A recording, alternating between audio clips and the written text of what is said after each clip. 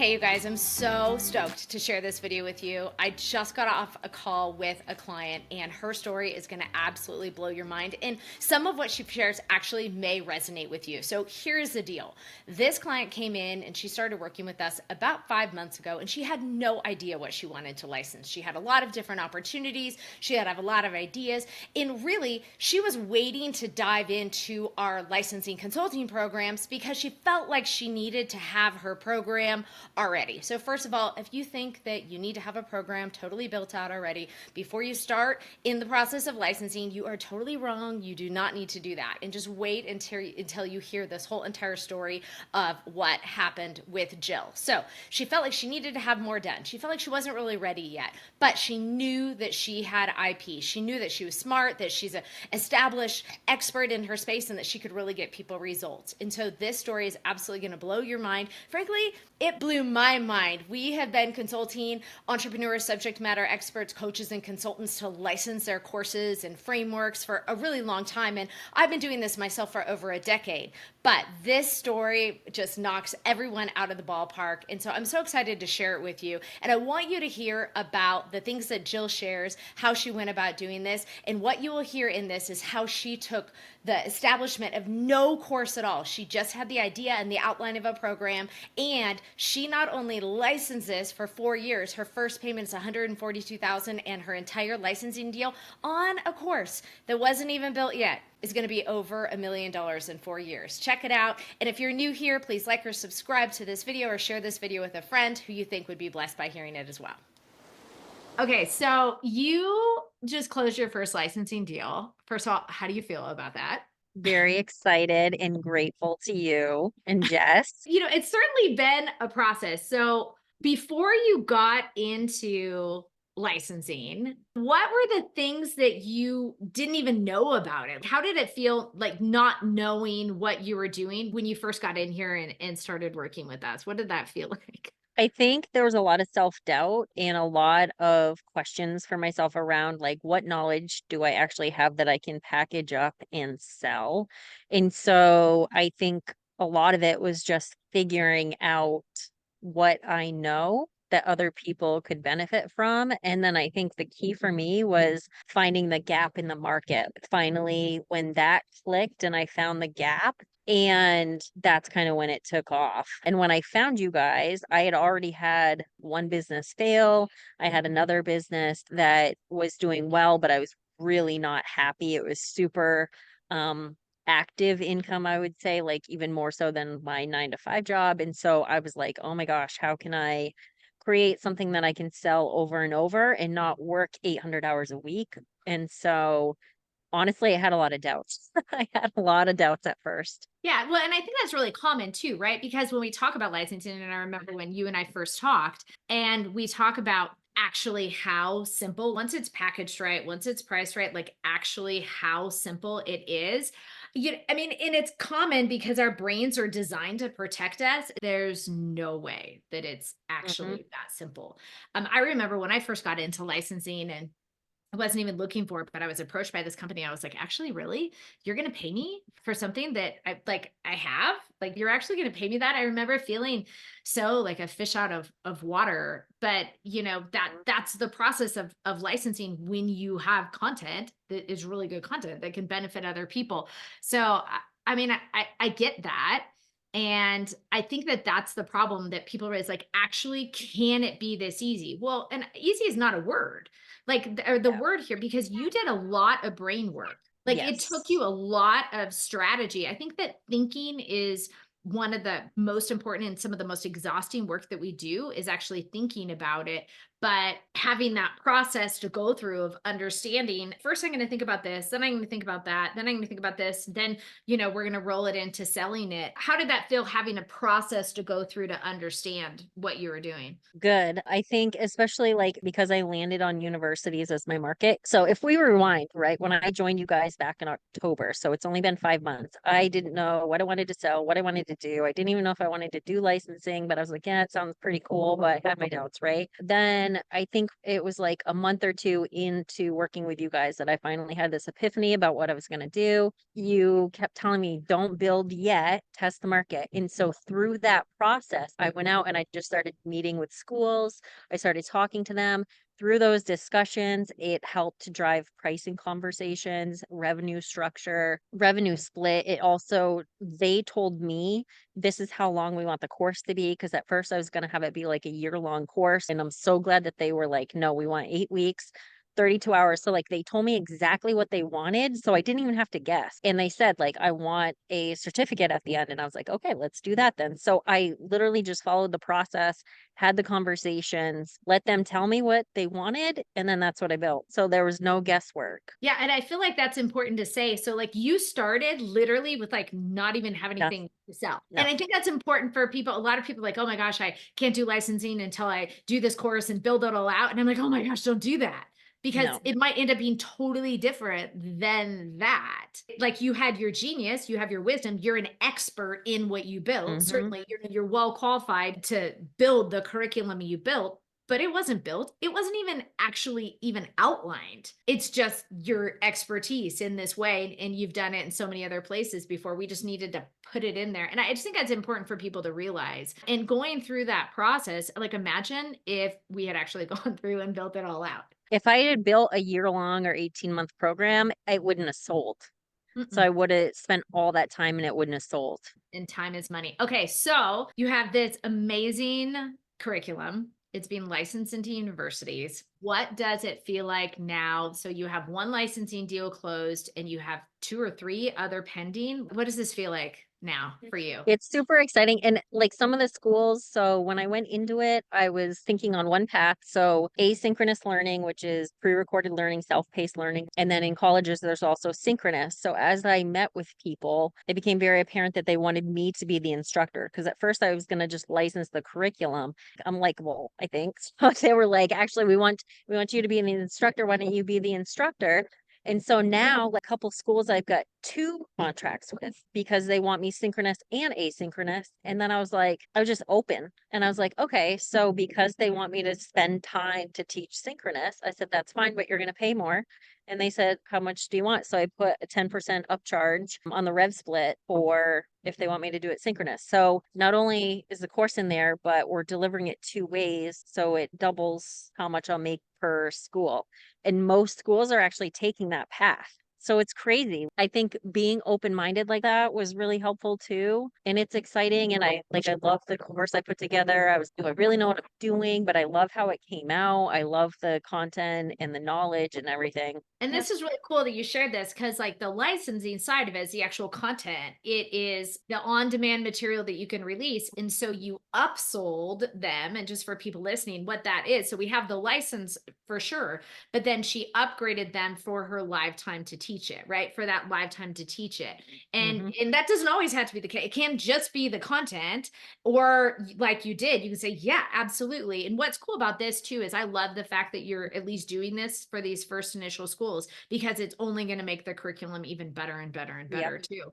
But that's usually like that licensing plus consulting or teaching type of a model. But Hmm. then the other thing that I think is important for people to also be aware of is that you added on another common model on top of that in understanding this process. And that was that certificate model. So Yep. it's the license plus you added some added coaching and consulting, which is your live teaching, which people, you don't have to always do, but especially you listened to your buyer, you knew that they wanted it and it fit in with what you wanted to do. It's like gold thing. But then after that, you have this certificate. So talk about how you went through the process of understanding how actually to develop their certificate based on this licensing offer. Again, it was just driven by the schools. They were like, is there a deliverable at the end of the course? At first, I was going to go through a whole certification process through Pearson VUE. It was very expensive, like 150,000 starting point or whatever. So I'm like, that's not going to work. But then you and I had discussed a certificate. And I was like, me and you talked about it. And you were like, oh, there's a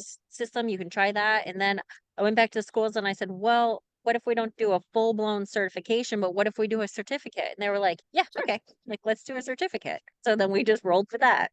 Right. This makes me so happy for you. My face hurts. Like, smiling so hard because it's just, It's understanding what you wanted to do and matching it with what the licensee wanted. Yeah, And you took your parameters in there. And I think that's important for people to understand. You didn't just go in there and be like, whatever you want, to build it for you, because that's not right. licensing, right? You already knew your base product, your packaging, the actual content, even though it wasn't built out. You had Mhm. that nailed, you had it planned. So you could actually then confidently go into these discovery calls to get into more of the conversation about the delivery and the nitty gritty, the way that, again, was based on the rules and the parameters that you set. And I remember having a lot of those conversations, especially like those conversations when you were talking about, wow, well, do I want to build a certification program? And you know me, I mean, we have Yeah. so many of our clients that build very successful. We go through the process of building successful certification programs, but knowing you, knowing your lifestyle, knowing all the things Mhm. that you want to do as you sit out here by the pool, it was very clear that a certification business model would not give you the Yeah. lifestyle that you wanted. Yes. I love that for you, that then you could say, that you knew, you're like, this is what I want. You know, this is what I'm willing to do. This is what I'm not willing to do. This is what it can look like for you. And you really confidently went into these different schools saying, here you go. This Mhm. is what I'm proposing to you. And you knew where your hard no lines were. But then you also were like, yeah, you want me to teach it live? Heck yeah, I'm game. So Yeah. you're able to turn those levers on customizing what would be like that base licensing offer based on what the schools wanted and what you wanted to do. And I built into the contract too to be able to bring on teaching assistants so that it's not always me that has to be interacting with the students and looking at their stuff and everything. So that kind of goes back to the lifestyle I want and having that flexibility. Things like that, like built that in, doing things like I spoke with a exam proctoring vendor today. They take care of the whole setup. They do help desk support during the exam. So like outsourcing the things I can from the get-go, and I negotiated with them about the payment structure, and they were willing to be flexible because they understood that I'm a startup, things like that. There was a time that when they would have set the price, I would have just shut down and been like, nope, I can't do it. But I was like, no, let's negotiate this. And there was a lot of negotiating with all the schools too. So I went in and I started with 70-30 revenue split. That's what I wanted. I wanted some upfront cost. I got pushback from some of the schools about the upfront costs. I said, okay, never mind. There's enough wiggle room in the split to cover those costs anyway. But then I was like, okay, well, if you don't want to pay for it here, I'm going to increase the synchronous cost, right? And then with white labeling, I do have a school, we're in negotiations now. I do think they'd be willing to pay the upfront cost because they want to white label. So absolutely. there are some minor differences in the contracts, but I'd say that's the other thing to know going in is what is your minimum? My minimum is a 70-30 split. We're not going any lower than that. There's a specific price point, not going any lower than that. And I built that into the contracts. Yeah. Well, and I think that's really important too, because you did the work of understanding what your operational costs are. So, you know, for Mhm. people that are listening to this, we have this operational cost like calculator of understanding. So, like now going out and hiring this other company to whatever it's proctoring exams, we have that built into the costs already. Yep. So that before you even went in and you started negotiating, you knew what your baseline operational costs were. And we know what we want your baseline profit margin to be at least. So once you Yep. know how much it's going to cost you and how much we want you to profit, then that gives you more wiggle room to say, okay, you guys don't want to pay this total upfront fee. We're going to negotiate here, but not understanding your operational costs going into this. I mean, or frankly, it doesn't matter if you're selling a coaching program or a retreat, right? Like, we Mhm. need to understand our costs. And you did a really good job of assessing your costs based on the format that you were willing to put out there, that you Yep. were willing to negotiate on. That was really good work. Okay, so now just repeat again and again and again. It's going to get Yeah. easier every single time, right? Yeah. And focus on good onboarding. I think this is something you guys stress a lot is make that onboarding smooth and give them good customer support after, right? So I've been thinking a lot about, okay, what we're going to do collaborative marketing. So like, what does that look like? What does that plan look like? Setting up monthly calls with them, setting up the kickoff call, making sure we bring all the people there. So like that's next is thinking through the logistics to make all that really good, then sell. So it's so crazy. Like the one contract I signed today, it's like $142,000 contract to put it in perspective. And that's very conservative. So if I only take 30 students, 4 times a year for that one school, $142,000. So that's more than I make annually right now at my job from one school. So multiply that times 4, right? Like, I mean, it's like crazy. Financially, right? I think it lends itself to scaling the business, which is what you talk about with licensing. That didn't click for me until last night when I was doing financial projections because I'm going to go to the bank, right? And get money and whatever. And so I'm like, they're going to want to see financial projections and they're going to want to see contracts. And I was like, holy smokes, it's crazy and It is. exciting. Like, It is. it's wild. Like the amount that you can scale this now, and it Yeah. just scales, the numbers are like add another zero, add another zero, add another zero. Yeah. It's insane. And it's all for work Yes. you do one time, except Right. for like those little like live things when you want to show up. So Yeah. exciting for you. And then just so you know, as we get into the onboarding, delivery is like that fourth phase of sale. We have all those project plans for you. So we'll be like Hmm.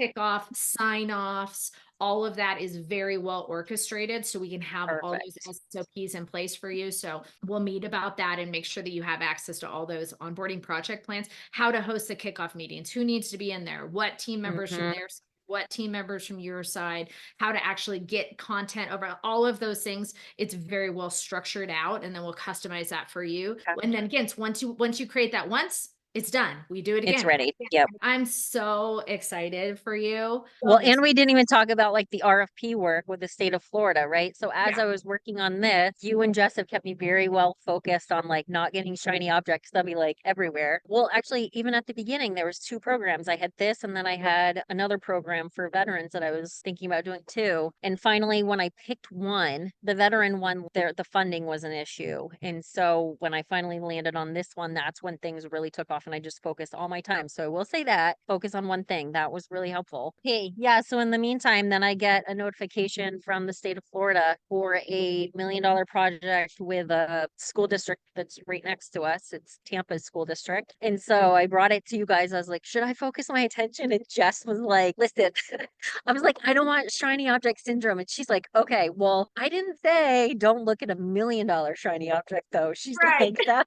She's like, that would be really bad advice. So I've got that in the background too. I know for a fact that, so they reached out to me for additional information. They've reached out to my references to do a reference check. So that's moving along in the background too. Let's say that. Let's kind of, for anybody that's listening to this, yeah, we need to focus, but we always do. We always have a lot of irons in the fire. Always want to keep that going. There's always little teeny fires burning. And then some of them, okay, we're going to focus on this one. And I always like picture like you're in a countryside and you see all these campgrounds everywhere amongst the hills. Was it lit big fires? Like that's what I want you to have. And this, RFP, $1 million contract. And when we came to, I remember when you came in there to office hours and we were talking about how to structure this contract, the thing that we talked about was structuring it and building it in a way, this proposal, that you didn't have to do it. We built in the costs. Like you went and same thing. What are your operational costs? So even if you close this $1 million contract, Jill's time spending implementing this contract is very little. It's like micro time. And you did a really good job of that. Again, it goes back to understanding what you're willing to do and what your parameters are and how much you want to hire out, like how much you want to build out, how much it's going to cost you to do that. You don't have to do everything yourself. And you did a really good job of that. I still remember that in office hours. I was like, wow, it's like $1 million contract. You're not going to be delivering this. I still remember saying, okay, but you're not allowed to do this. You would hate your life, you know? And so you built in all the costs for other people to manage almost all of it. Even like somebody to manage the people that are managing it. I mean, like you did Yes. an incredible job. Yeah. Project managers, support, and some other stuff. Yeah. I am so excited for you. Congratulations. Thanks. All of your hard work. Yeah, your first licensing deal at the minimum price just for the first year, closing at 142,000. And that's like the first little thing. Yeah. So we could say that this first licensing deal with the way it's projected to grow is over $1 million. Mm-hmm. That's life changing. Yeah. Well, Yeah. thank you for sharing. And Thank you. we feel so lucky to be able to guide you through this process. When I hear this, I'm like, oh, we should have filled in like why don't we have like a percentage of sales? Yeah. I'm I kidding. know. not in this program, but I'm just so happy for you, Jill. You deserve this. And now we're going to make it easy to onboard, to implement, Yep. and to duplicate. So systems, Yep. onboarding, implicate, and then selling it again, selling it again. And then next, I really want to help you build sales teams and advisors so they can be going out and Yeah. start with people that already have relationships with other universities, having them get in there and sell your program for you. And then we'll build out the percentage that goes to them. So you don't even have to show up and be in these meetings anymore. That'd be awesome. Yeah. Yeah. All right.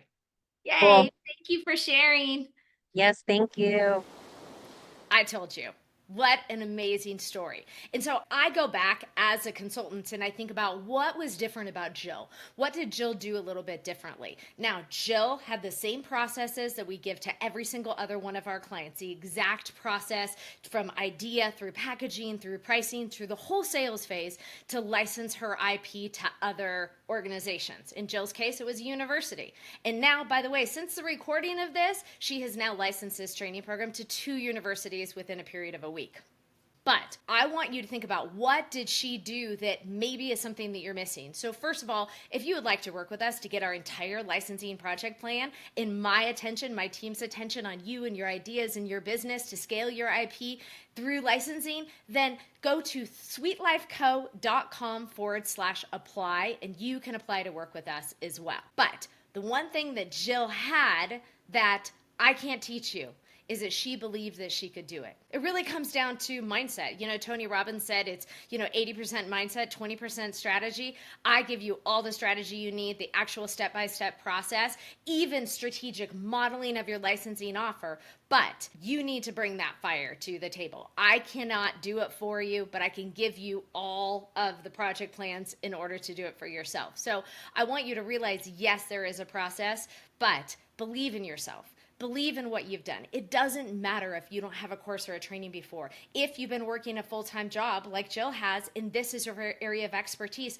that she has delivered within her professional career for decades and decades, you are qualified to build a program in your area of expertise just like Jill is. And that's what I want you to take away from this. So don't forget, you can do anything you set your mind to, and I would love to give you the plan to do it. If you're new here, please like and subscribe to this YouTube channel if you're watching it on YouTube, or share this with a friend. And to apply to work with us, just visit sweetlifeco.com/apply. See you next time.